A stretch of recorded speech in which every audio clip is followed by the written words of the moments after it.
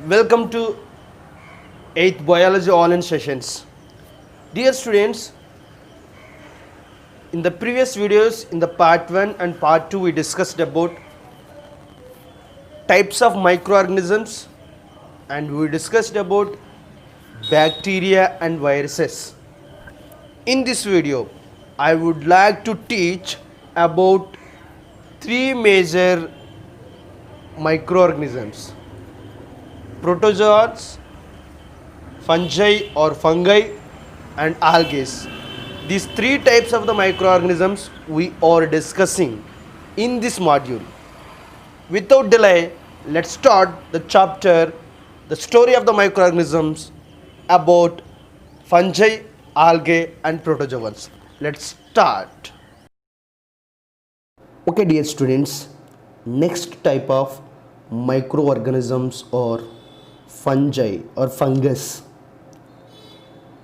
Actually, they appears to be plants, but they do not have leaves, roots, etc. So fungi are appears as a plants, but they do not have roots.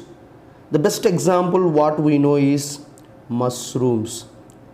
So mushrooms we are well known. So mushrooms are best example of fungi because they are macroscopic, means there are two types of microscopic and macroscopic microorganisms. Macroscopic microorganisms means which microorganisms visible to our naked eye. So mushrooms are visible to our naked eye. We can watch them without using any microscope. They do not have any leaves or roots. So this is the one kind of fungus. Example, bread mold. So these stem-like structures are called hyphae. So they are appears as a stems. Actually, it is not a plant. That stem-like structures are called hyphae. They absorb nutrients through this hyphae. Look at here, they appears as a green plants, but there is no chlorophyll in them. They cannot prepare their own food itself. Even they appears as a green color, and that's why they are follows heterotrophic nutrition, means they obtain their food by depending upon other organisms. So that's why they are parasites, means parasitic nutrition means the organisms which grows or develops and depends upon other organisms for the food and for the shelter. That kind of nutrition is called parasitic nutrition. They are parasites. They may be unicellular. They are unicellular organisms, means they manufacture with a single cell. But fungi like mushrooms are multicellulars. The best example of fungi is bread mold is the best example we are well known. And also aspergillus also best example of fungi. So it is also one kind of fungus. Now we are going to discuss about another type of the microorganisms, that is protozoas. So actually protozoas are looking like this picture. They are unicellular. They are single cell organisms, not multicellular. They are unicellular organisms. They are unicellular organisms. They are mostly aquatic, means they lives more in water. They are solitary or colonial.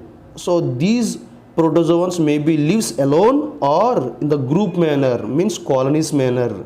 So protozoans are alone or colonies, means solitary or colonial organisms. In the water they lives together, or even they can live a single manner, and also they can be free living or parasitic.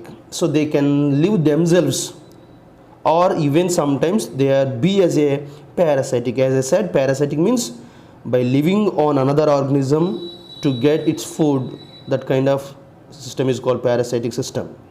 Their body shape may be irregular oval or spherical, etc. So the shape of this organism is irregular shape. There is no a different shape, and it is oval in shape or in spherical in shape. The best example of protozoas are amoeba. We know well amoeba, they do not have a different shape. So that is amoeba, the easiest diagram in the science. Amoeba you can draw in any shape. So amoeba is the best example. It lives in the water.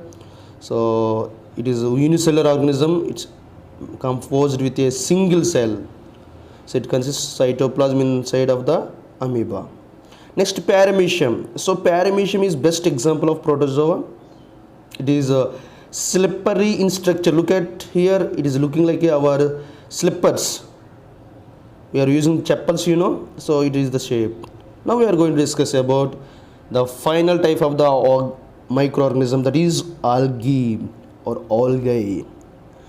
They are a simple non-flowering and typically aquatic plant of large ensemble that includes the seaweeds, many single cell forms.